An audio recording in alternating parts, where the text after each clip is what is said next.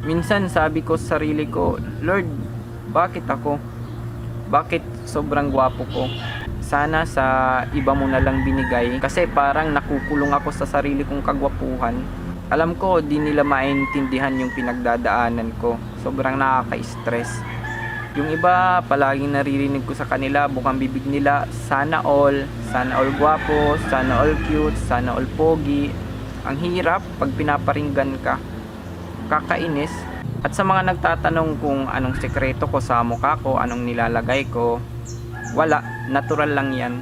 Once nagtry ako ng Tide, pero imbis na gusto ko umangit, ba't ganon?